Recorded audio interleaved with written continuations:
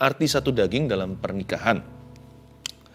Pasal 19 ayat pertama, setelah Yesus selesai dengan pengajarannya itu, berangkatlah ia dari Galilea dan tiba di daerah Yudea yang di seberang sungai Yordan. Orang banyak berbondong-bondong mengikuti dia, dan ia pun menyembuhkan mereka di sana. Berhenti sebentar. Tuhan itu selalu mengajar dan menyembuhkan. Tapi yang Tuhan pedulikan itu relationship loh, hubungan. Tuhan ingin sekali keluarga itu pulih, bersatu. Tuhan ingin agar papa, mama, anak-anaknya bertumbuh sehat di dalam iman. Sebenarnya sebelum saya lanjut lagi nanti baca, pernikahan itu susah nggak sih? Gampang-gampang susah. Mau gampang jika dibuat gampang, susah jika dibuat susah. Ya. Nah, kita akan baca sekarang ayat berikutnya. Ayat-ayat ini tentang keluarga. Maka datanglah orang-orang Farisi kepadanya untuk mencobai dia. Mereka bertanya, apakah diperbolehkan orang menceraikan istrinya dengan alasan apa saja? Stop lagi. Sebelum jawaban Yesus nanti kita baca di ayat 4. Ayat 3 kita pelajari dulu pertanyaannya. Yang tanya nggak tanggung-tanggung. Orang Farisi itu ahli Taurat. Mereka itu orang-orang yang berpengetahuan khusus tentang hukum Taurat, yaitu firman-firman di Perjanjian Lama. Tapi mereka motivasinya nggak bagus. Mereka hendak menjebaknya. Mereka bertanya itu dengan satu maksud, yaitu untuk mencobai Tuhan. Pertanyaan mereka apa? Saya ulangi lagi. Tuhan Yesus atau guru, dia nggak panggil Tuhan ya, dia panggil guru. Mereka nggak menerima Yesus sebagai Tuhan. Mereka nggak mengakui bahkan kalau Yesus itu Tuhan. Mereka berkata, guru, apakah diperbolehkan orang menceraikan istrinya dengan alasan apa saja? Pertanyaan ini kan gampang mestinya dijawab, tapi di zaman itu nggak mudah, karena waktu itu adalah subjek yang kontroversi. Ada dua macam popular views, ada dua macam, bukan popular views, ada dua macam pengajaran oleh rabi-rabi besar. Ya, menurut sejarah, di dalam histori, rabi yang bernama Shammai itu sangat-sangat strict, garis keras. Jawabannya langsung tidak dengan setiap hurufnya huruf besar. Tidak, makanya dia nggak populer. Karena waktu itu orang-orang Yahudi maunya menceraikan istrinya. Waktu itu ya, di zamannya Yesus itu kan memang zaman-zaman kegelapan. Makanya ketika mereka melihat Yesus dan mendengar pengajarannya, seolah-olah dunia gelap melihat terang. Makanya Yesus disebut terang dunia, karena Tuhan Yesus adalah hawa baru, fresh, segar, dan pengajarannya pun bukan dari bumi, dari tempat yang maha tinggi. Dan Rabi Shammai pokoknya jawabnya tidak, dosa, masuk neraka, begitu aja. Tapi nggak memberikan penjelasan dan solusinya. Sedangkan yang satunya lagi, ya, kutub utara, kutub selatan, pihak lain dari Rabi Hillel namanya, ini liberal, oke-oke aja. Makanya dia populer. Karena waktu itu banyak sekali pernikahan yang bermasalah di zaman Yesus, dan tidak sedikit yang ingin menceraikan suami atau istrinya sama saja. Sehingga Rabi Hillel ini populer sekali. Bahkan di dalam histori dicatat begini, dikit-dikit ya misalkan kalau goreng telur gitu, agak kebakar telurnya, udah cukup alasan untuk menceraikan karena dianggap tidak menghormati suaminya. Ngeri ya. Ahli Taurat itu bisa berlebihan loh. Apa iya Pastor Philip?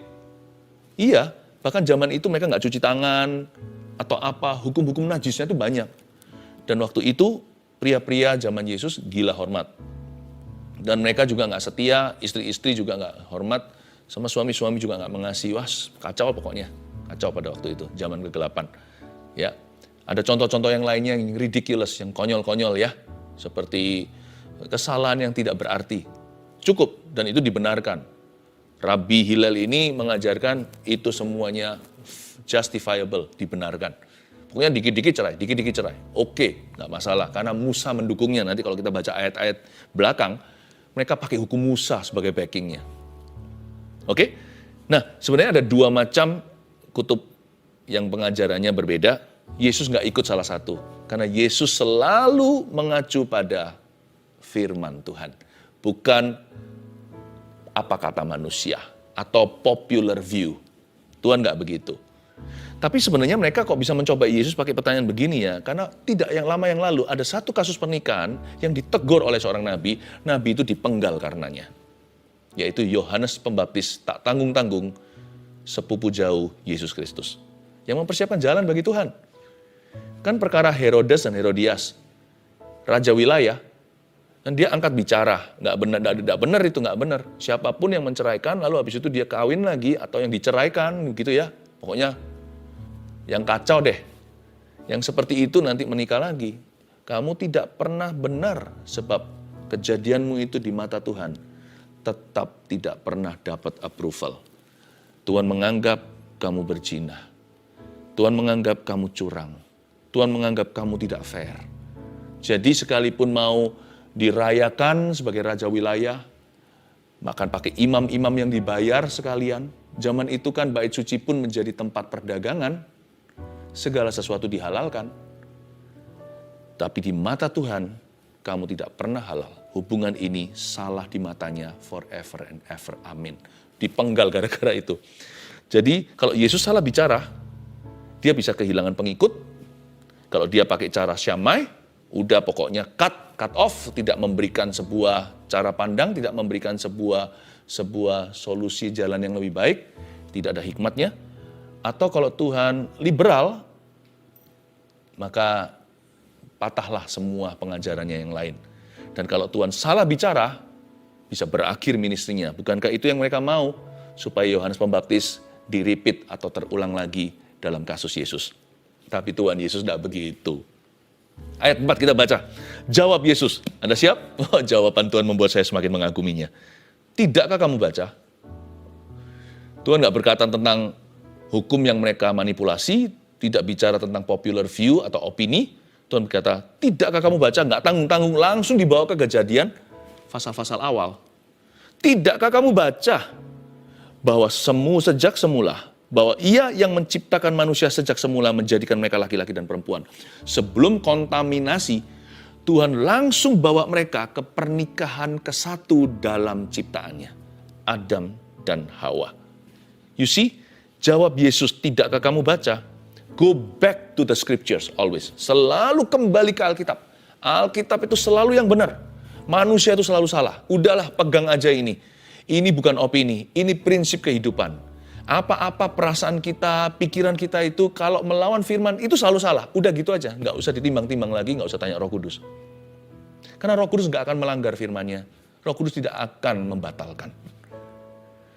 Go back to the scriptures. Kembali lagi ke scripture, kembali ke Alkitab, kembali Alkitab. Alkitab bilang apa? Alkitab bilang apa? The Bible says, the Bible says. Tuhan Yesus itu bicara begini bukan hanya karena Tuhan itu divine, ilahi, tapi juga Tuhan itu smart. Ya, karena zaman itu sudah seperti tali yang sudah kacau. Tali yang bulat katanya orang gitu ya. Tali yang sudah nggak bisa lagi diluruskan, sudah nggak tahu dari mana mulainya. Karena zaman itu, pria-pria memandang rendah wanita di masyarakat. Di society, nggak mau kalah, wanita-wanita, perempuan-perempuan zaman Yesus memandang remeh laki-laki. Persis kayak hari ini kan, laki menghina wanita. Wanita susah untuk menghormati pria. Dan Tuhan berkata, go back to the scripture. Jawab Yesus, tidakkah kamu baca? Tidakkah kamu baca? Lalu, saya ulang lagi ayat 4. Jawab Yesus, tidakkah kamu baca bahwa Ia yang menciptakan manusia sejak semula menjadikan mereka laki-laki dan perempuan. Tuhan itu langsung skakmat, karena ini kan bicara soal perceraian. Perceraian kan selalu bicara gini, kalau perpisahan kan selalu ada pilihan lain, atau pria dan wanita berikutnya. Tapi Tuhan langsung skakmati, Tuhan skakmat. Dia berkata, tidakkah kamu baca bahwa dari sejak semula Tuhan menjadikan mereka laki-laki dan perempuan? Dengan kata lain, coba tengok kejadian pasal-pasal awal, pernikahan perdana. Adam tidak punya pilihan lain, dia nggak punya opsi, Hawa satu-satunya. Hawa nggak punya opsi lagi, Adam semata wayang. Dia mau memandang suami siapa, istri siapa. Dia mau memandang laki-laki perempuan mana di tetangganya, yang ada hanyalah gajah dan jerapah.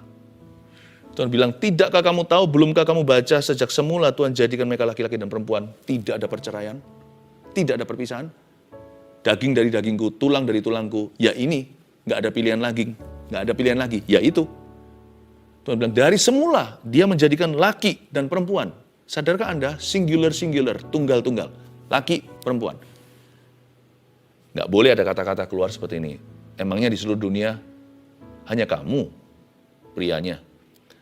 Masa di dunia ini hanya kamu? Hanya kamu cowok seorang atau kamu cewek seorang. Hanya kamu satu-satunya perempuan. Nggak boleh. Tidakkah kamu baca? Dari sejak semula, hanya satu one man, one woman. Ini bicara berlaku untuk orang-orang yang menikah.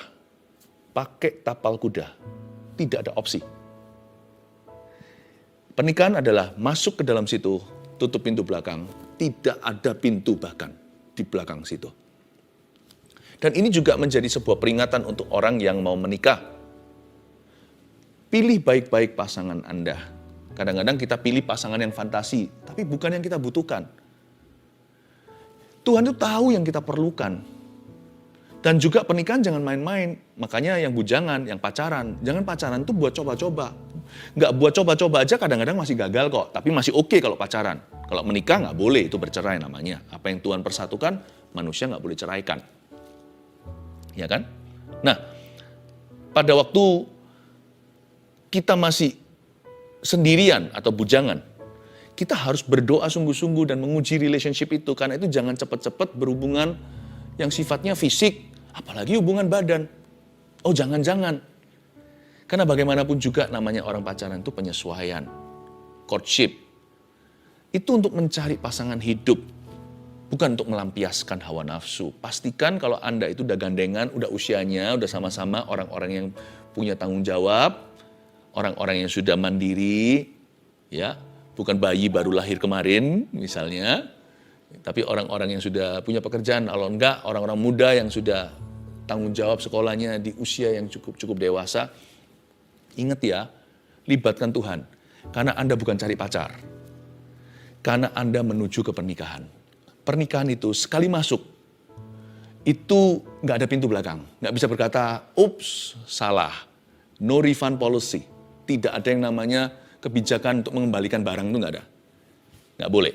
Karena itu tidak boleh coba-coba. Libatkan Tuhan, libatkan orang-orang yang dapat Anda percaya, libatkan keluarga. Semoga keluarga Anda takut akan Tuhan.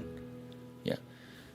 Ia yang menciptakan manusia sejak semula menjadikan mereka laki-laki dan perempuan, ayat 5. Dan firman-Nya, sebab itu laki-laki akan meninggalkan ayah dan ibunya, dan bersatu dengan istrinya sehingga keduanya itu menjadi satu daging. Demikianlah mereka bukan lagi dua, melainkan satu. Karena itu, apa yang telah dipersatukan Allah, tidak boleh diceraikan manusia. Di ayat 5 dan 6, saya bagi jadi 3 poin sederhana. Tolong siapkan catatan Anda. Saya ulang lagi ayat 5. Dan firman-Nya, ini firman Tuhan. Sebab itu laki-laki akan meninggalkan ayah dan ibunya. Yang ke-1, tinggalkan sikap bujangan. Sebab itu laki-laki akan meninggalkan ayah dan ibunya. Tinggalkan sikap bujangan. Bahasa I atau aku sudah harus pisah dari mulutmu dan mulutku. Sekarang sudah bahasanya kita. Kalau sama orang luar bahasanya kami. Kami sekeluarga, jadi nggak ada celah, nggak ada tembok pemisah. Orang ketiga nggak bisa masuk karena mereka dapat kesempatan atau dapat signal dari dalam. Selalu bahasanya kami. Us, orang luar, orang luar. Tapi di antara suami istri selalu bahasanya kita. Kita. Bukan kamu, aku. Uangku, uangmu. Ya. Kakakmu, kakakku. Tapi bukan begitu. Ya kadang-kadang kita tetap perlu memberitahukan kakak yang mana, orang tua yang mana. Tapi hati-hati, tonasinya bukan seperti orang yang menyerang, tetapi tonasinya lebih menjelaskan yang Anda maksudkan siapa. Ya, karena itu hati-hati, sebab itu laki-laki akan meninggalkan ayah dan ibunya. Ini laki-laki dan perempuan juga. Kalau di sini dikatakan laki-laki bukan hanya pria. Karena pada mulanya Tuhan ciptakan pria, lalu dari pria itu Tuhan ciptakan, Tuhan bentuk wanita, yaitu Hawa. Jadi kalau Tuhan bilang laki-laki, itu perempuan juga. Maksudnya dalam hal ini suami istri, ya kan, dalam satu pernikahan yang sama. Sebab itu laki-laki akan meninggalkan ayah dan ibunya, tinggalkan sikap bujangan. Sebaiknya kita bisa ngomong gini tentang pasangan kita. Ya, kekasihku atau suami atau istriku, kita memang beda. But you were made for me and from me and for me. Kamu itu dibikin sama Tuhan dari aku dan untuk aku. Kita memang beda, tapi kita satu. Nah, kita memang lihat ya, kalau laki-laki dan perempuan itu kan diciptakan dengan metodenya berbeda. Materinya pun beda loh. Kalau dari kitab Kejadian, laki-laki itu dari tanah. Tapi perempuan dari tulang rusuknya. Metodenya pun beda. Tuhan membentuknya lalu menghembusi nafas. Tapi wanita dari rusuknya sudah ada nyawa. Timingnya pun berbeda. Adam dulu, lalu Adam dibuat tidur, nanti Hawanya muncul. Namanya pun berbeda, nggak sama. Yang satu diberi nama man, pria. Yang satu diberi nama wanita atau woman. Dari sini kita tahu bahwa dua insan yang sangat berbeda Tuhan taruh dalam satu pernikahan itu resiko besar. Tapi disinilah indahnya tubuh Kristus, bahkan hubungan Kristus dengan jemaatnya.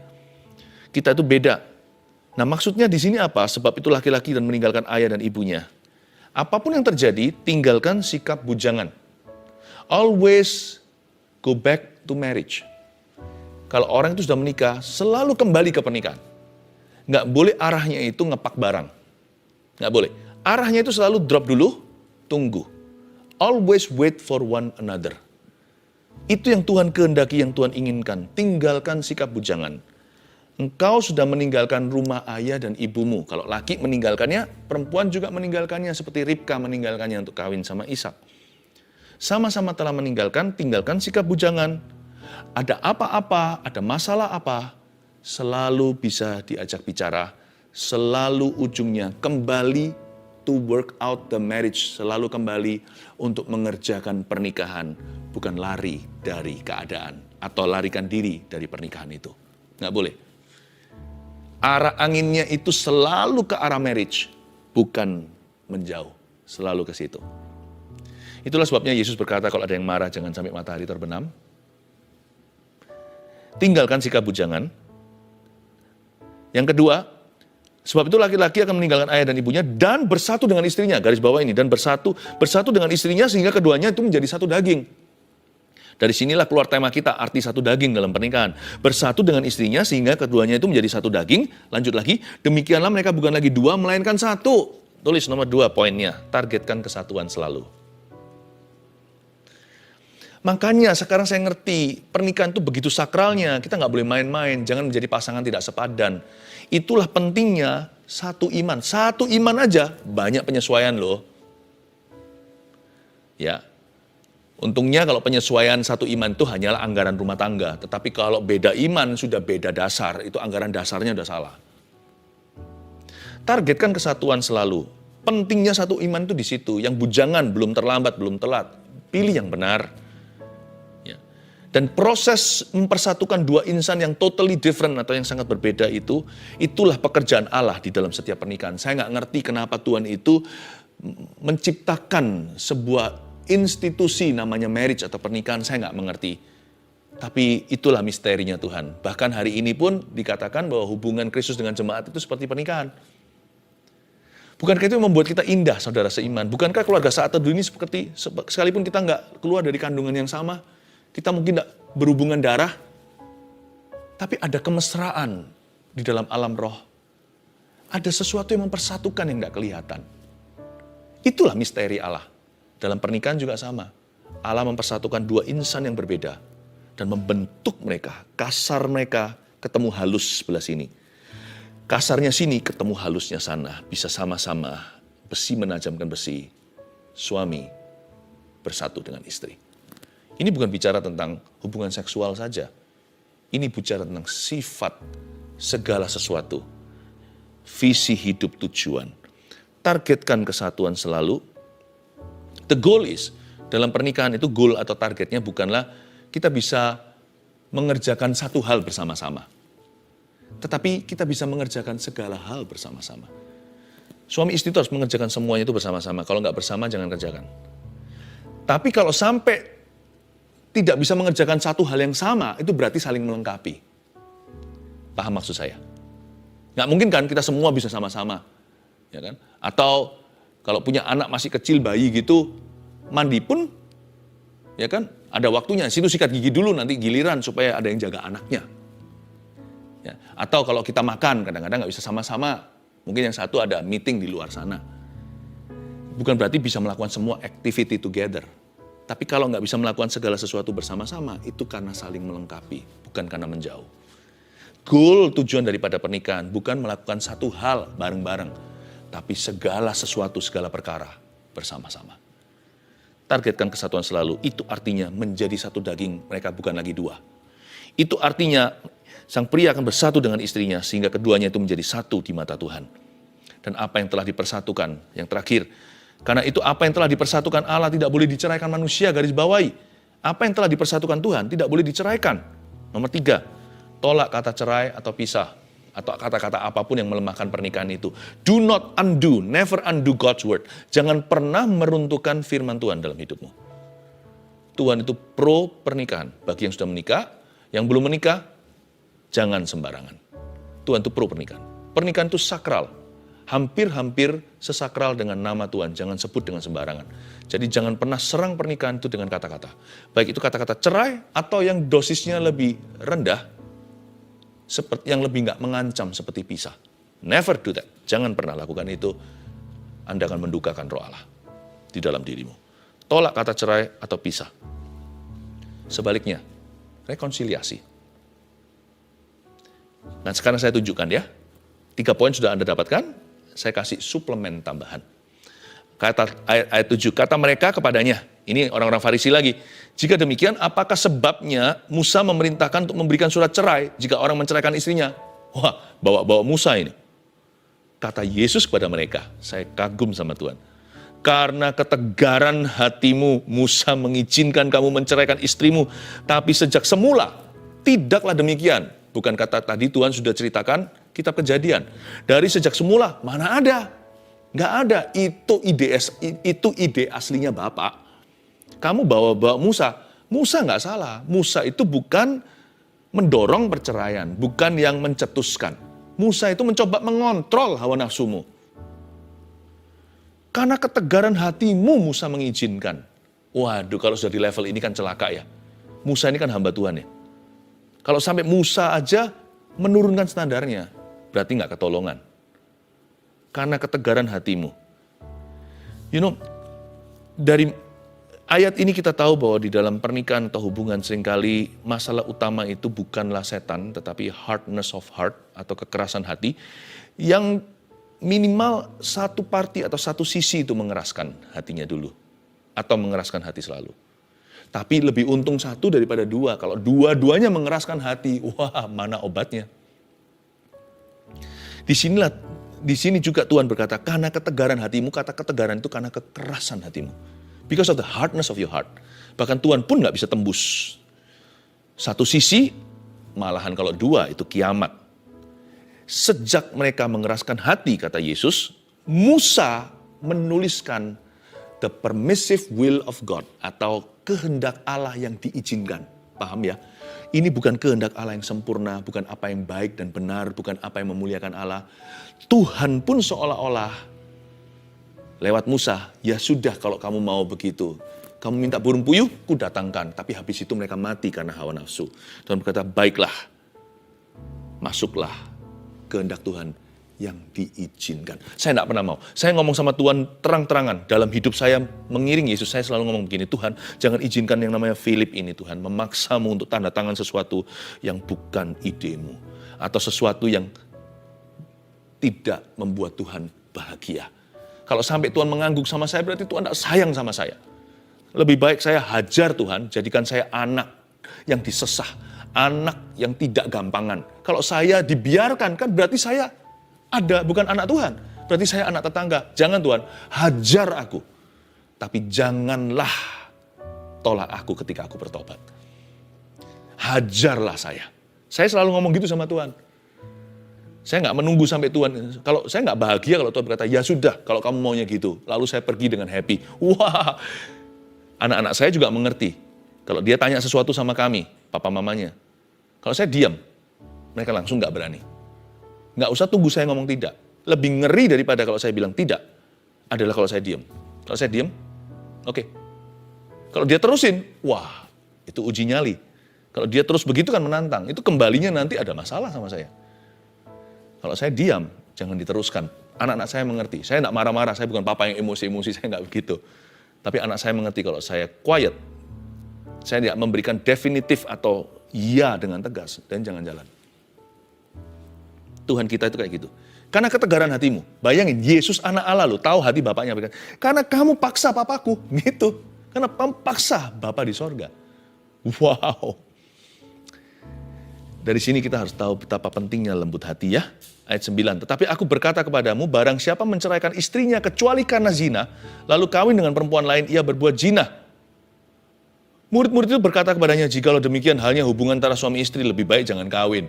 Betul sekali, ayat 10 tuh muridnya ngomong gini loh. Bukan berarti semua harus jomblo sampai akhir hidupnya, bukan. Jangan main-main. Pacaran pun jangan pernah coba-coba. Ya. Pacaran jangan fisik-fisik begitu, tapi hormati tubuhmu. Ya, di dalam tubuhmu itu ada hukum dosa juga kalau tidak dijaga.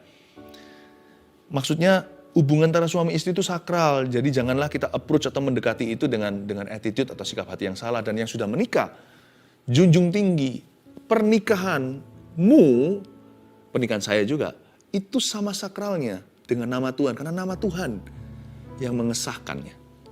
Bukankah dalam nama Bapa, Putra, Roh Kudus kita dinikahkan? Dan apa yang boleh diceraikan di sini? Ini bukan sebagai standar oke, tetapi kalau terpaksa. Coba lihat ayat 9 lagi. Tapi aku berkata kepadamu, kata Yesus, barang siapa menceraikan istrinya kecuali karena zina. Kecuali karena zina. Kata zina di sini dalam bahasa Yunaninya porneia. Kayak pornografi gitu, porneia. Yang artinya begini, terpaksa karena pasangan selingkuh. Kata kecuali karena zina ini porneia artinya kecuali karena terpaksa. Kecuali terpaksa karena pasangannya berzina. Itulah artinya. Jadi bukan aji mumpung, ya begitu, ceraikan. Seperti orang-orang Yahudi di zaman Yesus, orang-orang Israel yang dikit-dikit ceraikan istrinya. Ya, nggak suka hati gimana, istrinya sekali gimana, cerai. Suaminya gimana, cerai. Itu sedih. Karena itu berarti menghina nama Allah. Kecuali karena zina itu berarti terpaksa karena pasangannya selingkuh dan berzina. Ayat 11. Akan tetapi ia berkata kepada mereka, tidak semua orang dapat mengerti perkataan itu. Hanya mereka yang dikaruniai saja.